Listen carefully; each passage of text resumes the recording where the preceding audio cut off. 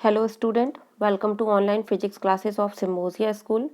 Today we are going to start some topics of chapter 11, that is human eye and the colorful world. The topics are refraction of light through a glass prism, dispersion of white light by glass prism and recombination of a spectrum of white light. So we start refraction of light through a glass prism. Refraction के बारे में हम पढ़ चुके हैं कि refraction एक phenomena होता है जिसमें कि लाइट रे अगर अपने मीडियम को चेंज करती है तो उसमें बैंडिंग होती है, यानी कि जब लाइट रे रेयर मीडियम से डेंसर मीडियम में जाती है तो वो नॉर्मल की तरफ बैंड होती है और जब डेंसर से रेयर मीडियम में जाएगी तो वो नॉर्मल से दूर हटती है। यानी कि ये जो बैंडिंग होती है लाइट की वो स्पीड पर डिपेंड करती है। रेयर मीडियम में स्पीड लाइट की ज़्यादा होती है डेंसर मीडियम से, और डेंसर मीडियम में लाइट की स्पीड थोड़ी सी डिक्रीज हो जाती है। तो स्पीड जो डिक्रीज होती है उसकी वजह से ये रिफ्रैक्शन होता है, यानी कि लाइट रे अपना पाथ जो है वो थोड़ा सा डेविएट करती है। अब यहाँ पर हम रिफ्रैक्शन ऑफ लाइट पढ़ेंगे बट ग्लास प्रिज्म से। सो ग्लास प्रिज्म क्या होता है? ग्लास प्रिज्म 3 साइड से बाउंडेड एक मीडियम होता है, यानी कि ये आपका सॉलिड ग्लास से बना हुआ एक ऐसा मीडियम है जिसमें 2 रिफ्रैक्टिंग सरफेस होते हैं। यहाँ पर ये वाले जो हैं वो रिफ्रैक्टिंग सरफेस हैं और ये आपका बेस सरफेस है। इस एंगल को हम कहते हैं एंगल ऑफ प्रिज्म, और ये तीनों ही एंगल और तीनों साइड इक्वल होती हैं आपस में। ठीक है, तो जब हम यहाँ से किसी लाइट रे को, सपोज ये हमारा फर्स्ट रिफ्रैक्टिंग सरफेस है और इस रिफ्रैक्टिंग सरफेस पर अगर हम एक लाइट रे इंसिडेंट करते हैं, अब जो ये लाइट रे इस रिफ्रैक्टिंग सरफेस पर जिस पॉइंट पर मीट कर रही है वहाँ पर अगर मैं एक इमेजिनरी नॉर्मल ड्रॉ कर लूँ तो ये हमारी लाइट रे एयर से ग्लास में एंटर करेगी, यानी कि rare to denser medium enter कर रही है। देन ये थोड़ा सा रिफ्रैक्ट हो जाएगी, यानी कि नॉर्मल की तरफ बेंट हो जाएगी और इसी डायरेक्शन में ये आगे चलते हुए ग्लास सरफेस के दूसरे रिफ्रैक्टिंग सरफेस पर मीट करती है और उस मीटिंग पॉइंट पर, यानी कि उस इंटरफेस पॉइंट पर ये लाइट रे बाहर निकलेगी। और जब ये लाइट रे अब डेंसर मीडियम से रेयर मीडियम में जाएगी तो ये नॉर्मल से ऑब्वियसली थोड़ी सी दूर हट जाएगी। तो इस तरीके से ये अपने पाथ को 2 बार चेंज करती है। एक बार जब लाइट रे रेयर से डेंसर मीडियम में जाएगी तो वो नॉर्मल की तरफ बेंट होगी, और जब लाइट रे डेंसर से वापस रेयर मीडियम में जाएगी तो वो नॉर्मल से दूर हटेगी। जो लाइट रे हमारी फर्स्ट सरफेस पर फॉल हो रही है उस लाइट रे को बोलते हैं इंसिडेंट रे, और जो लाइट रे हमारी ग्लास प्रिज्म के अंदर जिसका पाथ डेविएट हुआ था, यानी कि ये वाली लाइट रे, ये रिफ्रैक्टेड रे है, और जो लाइट रे यहाँ से बाहर निकली है यानी एग्जिट हुई है उसे बोलते हैं इमर्जेंट रे। ठीक है, अब यहाँ पर नॉर्मल के साथ ये वाला जो एंगल होता है वो होता है एंगल ऑफ इंसिडेंस। यहाँ पर ये जो एंगल आपको शो हो रहा है छोटा सा, ये है एंगल ऑफ रिफ्रैक्शन, और बाहर जो सेकंड नॉर्मल है उससे जो लाइट रे एंगल बनाती है उसको बोलते हैं angle of emergence. So when a ray of light passes through a glass prism it gets bent twice at the air glass interface and glass air interface.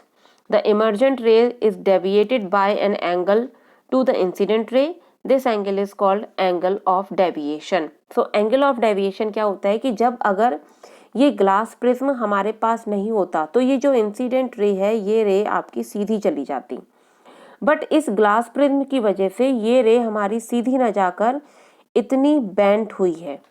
तो यहाँ पर जो आपकी ओरिजिनल लाइट रे थी और जो आपकी एक्चुअल में जो लाइट रे आई है इमर्जेंट लाइट रे, यानी कि इंसिडेंट लाइट रे और इमर्जेंट लाइट रे के बीच में जितना एंगल डेविएट होती है लाइट रे, उस एंगल को बोलते हैं angle of deviation. So we can say that when a ray of light passes through a prism, it bends towards the thicker part of the prism. वो thicker part की तरफ bend हो जाती है।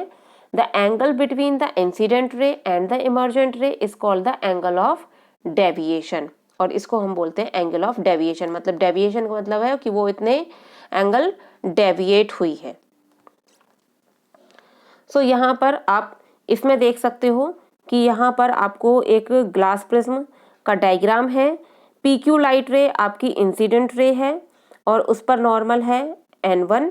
यहाँ पर I angle of incidence show कर रहा है। तो जब ये लाइट रे यहाँ से रिफ्रैक्ट होकर ग्लास प्रिज्म के अंदर ट्रेवल करती है तो वो नॉर्मल के साथ R1 एंगल बनाती है, that is the first refraction angle. Then अब वो सेकंड सरफेस से जब बाहर निकलेगी यानी कि यहाँ पर, तो वो सेकंड रिफ्रैक्शन एंगल बनाती है R2। और यहाँ से जब इस पॉइंट से ये बाहर निकलेगी तो RS आपकी इमर्जेंट रे है। अब ये इमर्जेंट रे नॉर्मल के साथ कितना एंगल बनाती है, एंगल E, जिसको बोलते हैं हम एंगल ऑफ इमर्जेंस। अब आपकी इंसिडेंट रे और इमर्जेंट रे जब हम इनको पीछे की तरफ एक्सटेंड करेंगे तो ये आपस में एक पॉइंट पर मीट करेंगी, that is the point D। So the angle delta which is the angle between the incident ray and the emergent ray is called angle of deviation, और angle of deviation को हम denote करते हैं delta symbol से। So we can note that I plus E यानी कि I plus E equals to A plus delta.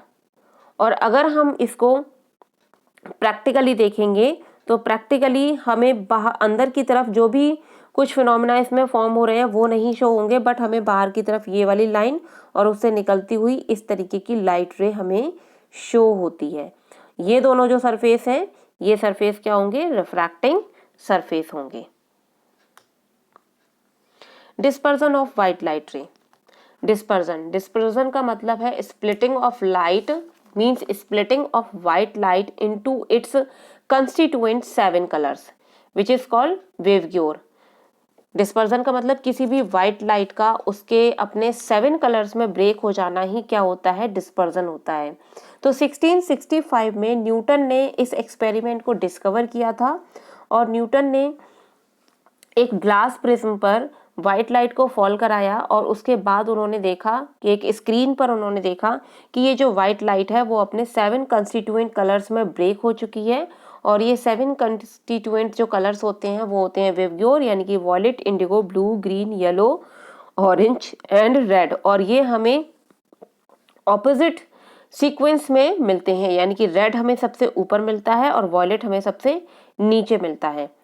तो यहाँ पर ऐसा इसलिए होता है जो इसका क्योंकि रेड कलर की जो वेवलेंथ होती है वो सबसे ज़्यादा होती है। सो रेड कलर की जब वेवलेंथ सबसे ज़्यादा होती है तो ये कलर हमारा सबसे पहले बाहर आता है, ठीक है। और जो वॉयलेट कलर है उसकी वेवलेंथ कम होती है तो ये हमारा सबसे लेट यानी कि सबसे बाद में इस प्रिज्म से निकलकर बाहर आ पाता है। तो इस बेसिस पर हम ये भी कह सकते हैं कि रेड कलर की जो स्पीड होती है वो मैक्सिमम स्पीड होती है और ये सबसे फास्ट प्रिज्म से निकलकर बाहर आता है, तो ये हमें स्क्रीन पर सबसे पहले मिलता है। उसके बाद वॉयलेट की जो स्पीड होती है वो कम होती है तो वॉयलेट हमें सबसे बाद में मिलता है।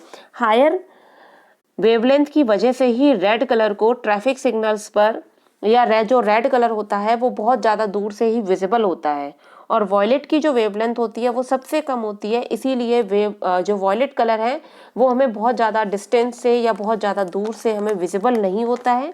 इसलिए ट्रैफिक सिग्नल्स पर हमेशा रेड कलर का यूज़ किया जाता है ताकि वो लोगों को दूर से ही दिखाई दे। स्पेक्ट्रम जो ये 7 कलर्स होते हैं, इन 7 कलर्स को हम बोलते हैं, ये जो 7 कलर्स हैं इन 7 कलर्स के जो सीक्वेंस है उसको हम बोलते हैं स्पेक्ट्रम। सो स्पेक्ट्रम में 7 कलर्स होते हैं, कौन कौन से, red, orange, yellow, green, blue, indigo and violet. And we can call this spectrum वेवग्योर, जिसको हम क्या बोलते हैं, वेवग्योर से। Recombination of the spectrum of white light produces white light. Recombination का मतलब है कि अगर हम एक प्रिज्म को रिकम्बाइंड कर देना, रिकॉम्बिनेशन का मतलब है एक तरीके से रिकम्बाइंड कर देना। तो यानी कि हम फर्स्ट प्रिज्म का हमने यूज़ किया और फर्स्ट प्रिज्म का यूज़ करके हमने क्या किया, फर्स्ट प्रिज्म का यूज़ करके हमने वाइट लाइट को 7 कलर्स में ब्रेक कर लिया। अब जब ये हमें 7 कलर्स मिल गए तो इन कलर्स के आगे हमने फर्स्ट प्रिज्म के ऑपोजिट डायरेक्शन में सेकंड प्रिज्म प्लेस किया और सेकंड प्रिज्म क्या करेगा, सेकंड प्रिज्म इन सारे 7 कलर्स को अपने साथ अपने रिफ्रैक्टिंग सरफेस से उसको रिकम्बाइंड कर देगा वापस, यानी कि ये सारे 7 कलर्स मिलकर वापस से यहाँ से जब सेकंड प्रिज्म से निकलेंगे तो क्या निकलेगी, एक वाइट लाइट निकलेगी. So when a beam of white light is passed through a glass prism, it is splits up into its components colors. When these colors are allowed to fall on an inverted glass prism, it recombines to produce white light. तो second वाला जो prism क्या करता है, second वाला prism सारे colours को मिलाकर एक वाइट लाइट बना देता है. तो फर्स्ट ने क्या किया, फर्स्ट ने स्प्लिटिंग की और सेकंड वाले ने उसको रिकम्बाइन कर दिया.